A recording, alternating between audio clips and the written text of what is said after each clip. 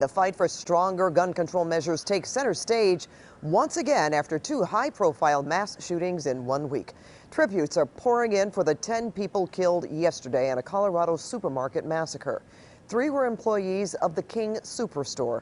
Another was among the initial first responders at the scene. Officer Eric Talley was an 11-year police veteran and father of 7. And Pat, tonight we're also learning more about the alleged gunman. That's right, Juan. KCAL9 political reporter Tom Wade is here with the latest. Tom?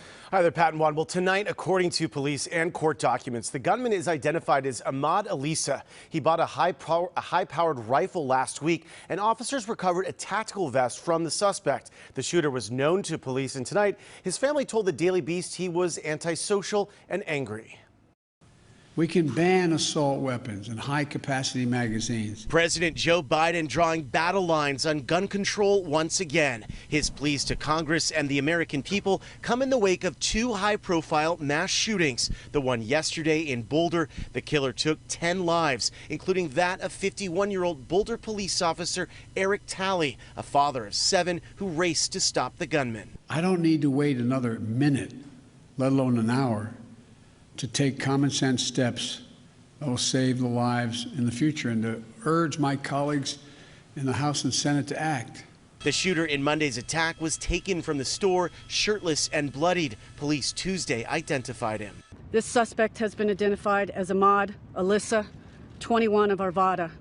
He has been charged with 10 counts of murder in the first degree. All right, looks like we have an active shooter. According to arrest documents, witnesses say they saw the gunman shooting a male in his car, and then they saw the gunman shoot an elderly man in the parking lot before walking up to him and shooting him several more times. According to the arrest documents, the suspect was taken into custody by the SWAT team, leaving behind a green tactical vest, a rifle, and a semi-automatic handgun. Police say gun records show he bought a semi-automatic rifle on March 16th, 2021. Police have also identified all 10 victims. They range in age from 20 to 65. 3 were employees at the store. I wish I could stand here and promise that the pain will heal quickly.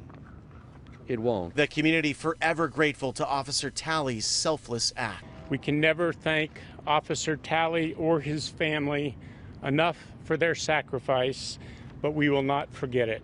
Now the question is, will lawmakers act? President Biden, in his speech Tuesday, tried to pressure senators to pass gun control legislation that's already cleared the democratically controlled House. The United States Senate, I hope some are listening, should immediately pass the 2 House-passed bills that close loopholes in the background check system.